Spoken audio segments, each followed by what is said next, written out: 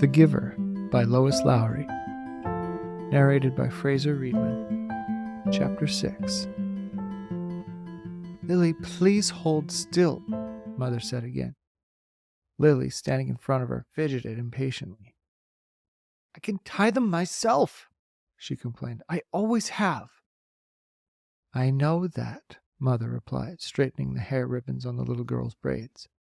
"But I also know that they constantly come loose, and more often than not, they're dangling down your back by afternoon. Today, at least, we want them to be neatly tied and to stay neatly tied." "I don't like hair ribbons. I'm glad I only have to wear them one more year," Lily said irritably. "Next year I get my bicycle, too," she added more cheerfully. "There are good things each year," Jonas reminded her. "This year you get to start your volunteer hours. Remember last year when you became a 7? You were so happy to get your front button jacket." The little girl nodded and looked down at herself, at the jacket with its row of large buttons that designated her as a 7. 4s, 5s, and 6s all wore jackets that fastened down the back so that they would have to help each other dress and would learn interdependence. The front button jacket was the first sign of independence, the first very visible symbol of growing up. The bicycle, at 9, would be the powerful emblem of moving gradually out into the community, away from the protective family unit. Lily grinned and wriggled away from her mother. "And this year you get your assignment," she said to Jonas in an excited voice. "I hope you get pilot, and that you take me flying." "Sure I will," said Jonas, "and I'll get a special little parachute that just fits you, and I'll take you up to maybe 20,000 feet and open the door and—" "Jonas!" Mother warned. "I was only joking," Jonas groaned. "I don't want pilot anyway. If I get pilot, I'll put it in appeal." "Come on," Mother said. She gave Lily's ribbons a final tug. "Jonas, are you ready? Did you take your pill? I want to get a good seat in the auditorium." She prodded Lily to the front door, and Jonas followed. It was a short ride to the auditorium, Lily waving to her friends from her seat on the back of Mother's bicycle. Jonas stowed his bicycle beside Mother's and made his way through the throng to find his group. The entire community attended the ceremony each year. For the parents, it meant 2 days' holiday from work. They sat together in the huge hall. Children sat with their parents until they went one by one to the stage. Father, though, would not join Mother in the audience right away. For the earliest ceremony, the naming, the nurturers brought the new children to the stage. Jonas, from his place in the balcony with the 11s, searched the auditorium for a glimpse of Father. It wasn't at all hard to spot the nurturers section at the front. Coming from it were the wails and howls of the new children, who sat squirming on the nurturers' laps. At every other public ceremony, the audience was silent and attentive, but once a year, they all smiled indulgently at the commotion from the little ones waiting to receive their names and families. Jonas finally caught his father's eye and waved. Father grinned and waved back, then held up the hand of the new child on his lap, making it wave too. It wasn't Gabriel. Gabe was back at the nurturing center today, being cared for by the night crew. He had been given an unusual and special reprieve from the committee, and granted an additional year of nurturing before his naming and placement. Father had gone before the committee with a plea on behalf of Gabriel, who had not yet gained the weight appropriate to his days of life, nor begun to sleep soundly enough at night to be placed with his family unit. Normally such a new child would be labeled inadequate and released from the community. Instead, as a result of Father's plea, Gabriel had been labeled uncertain and given the additional year. He would continue to be nurtured at the center and would spend his nights with Jonas's family unit. Each family member, including Lily, had been required to sign a pledge that they would not become attached to this little temporary guest, and that they would relinquish him without protest or appeal when he was assigned to his own family unit at next year's ceremony. At least, Jonas thought, after Gabriel was placed next year, they would still see him often because he would be part of the community. If he were released, they would not see him again, ever. Those who were released, even as new children, were sent elsewhere and never returned to the community. Father had not had to release a single new child this year, so Gabriel would have represented a real failure and sadness. Even Jonas, though he didn't hover over the little one the way Lily and his father did, was glad that Gabe had not been released. The first ceremony began right on time, and Jonas watched as one after another each new child was given a name and handed by the nurturers to its new family unit. For some, it was a first child, but many came to the stage accompanied by another child beaming with pride to receive a little brother or sister, the way Jonas had when he was about to be a 5. Asher poked Jonas's arm.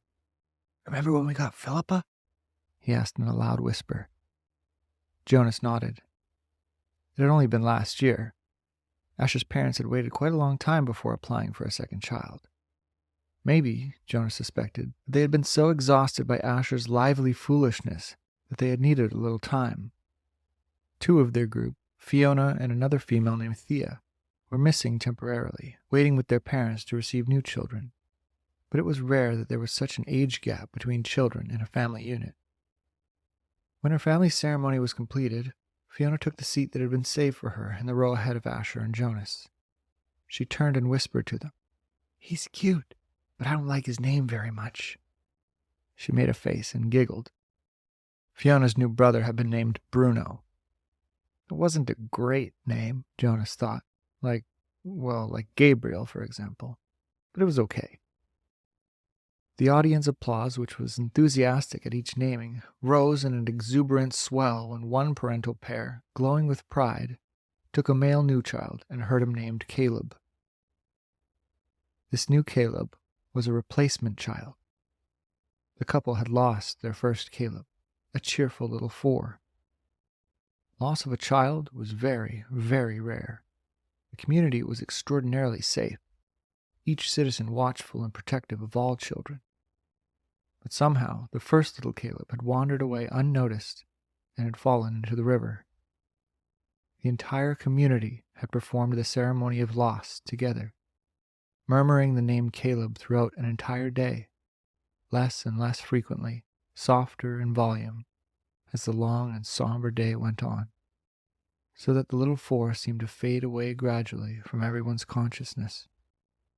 Now, at this special naming, the community performed the brief murmur of replacement ceremony, repeating the name for the first time since the loss, softly and slowly at first, then faster and with greater volume, as the couple stood on the stage with the new child sleeping in the mother's arms. It was as if the first Caleb were returning. Another new child was given the name Roberto, and Jonas remembered that Roberto the Old had been released only last week. But there was no murmur of replacement ceremony for the new little Roberto. Release was not the same as loss. He sat politely through the ceremonies of 2 and 3 and 4, increasingly bored as he was each year. Then a break for midday meal, served outdoors, and back again to the seats for the 5s, 6s, 7s, and finally, last of the first day's ceremonies, the 8s.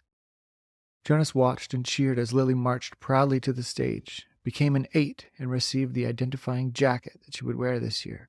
This one with smaller buttons and, for the first time, pockets, indicating that she was mature enough now to keep track of her own small belongings. She stood solemnly listening to the speech of firm instructions on the responsibilities of 8 and doing volunteer hours for the first time.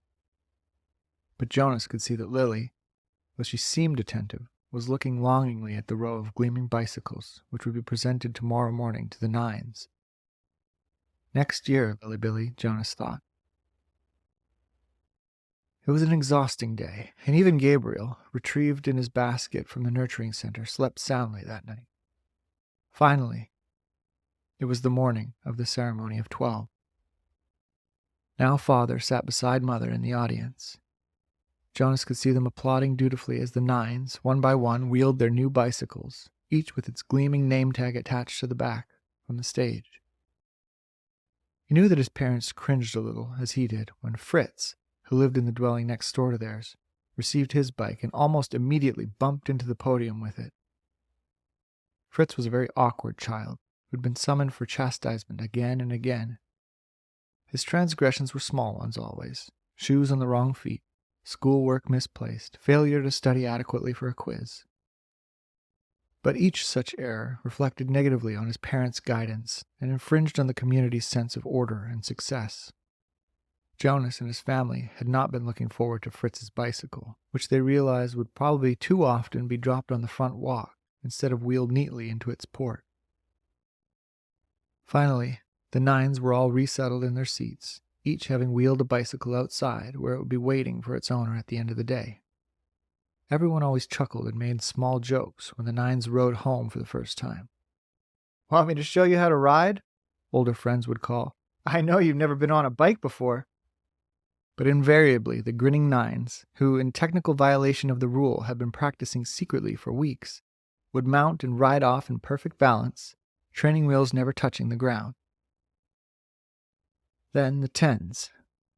Jonas never found the ceremony of 10 particularly interesting, only time-consuming, as each child's hair was snipped neatly into its distinguishing cut.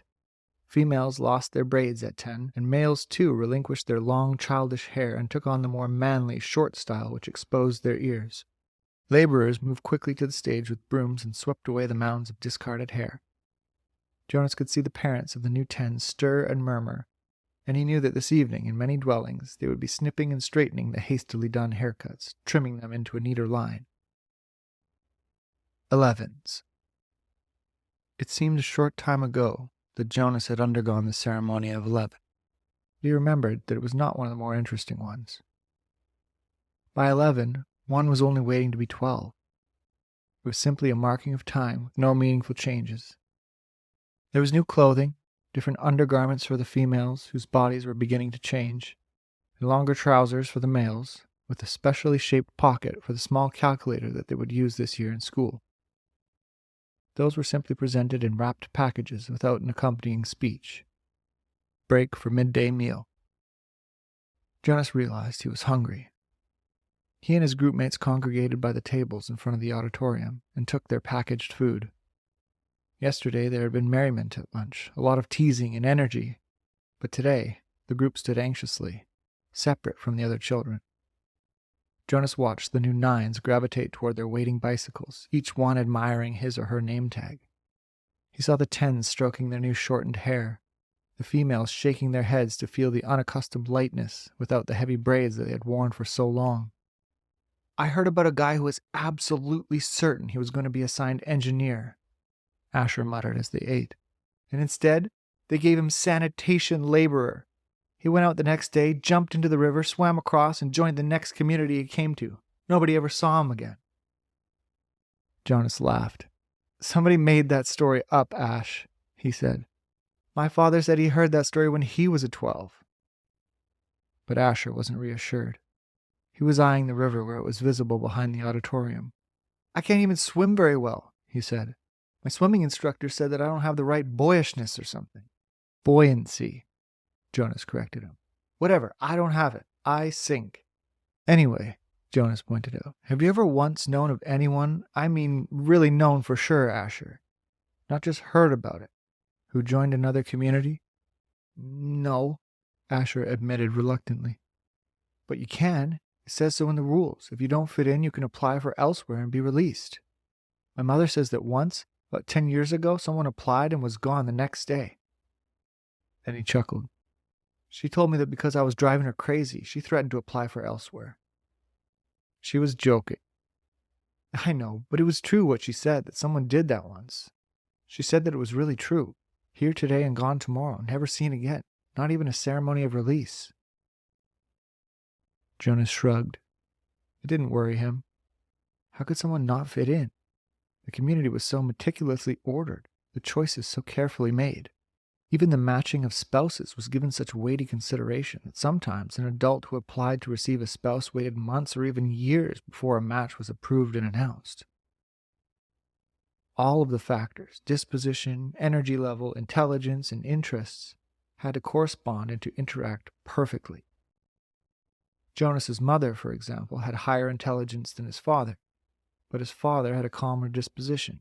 They balanced each other. Their match, which like all matches had been monitored by the committee of elders for 3 years before they could apply for children, had always been a successful one. Like the matching of spouses and the naming and placement of new children, The assignments were scrupulously thought through by the committee of elders. He was certain that his assignment, whatever it was to be, and Asher's too, would be the right one for them. He only wished that the midday break would conclude, that the audience would re-enter the auditorium, and the suspense would end. As if in answer to his unspoken wish, the signal came, and the crowd began to move toward the doors.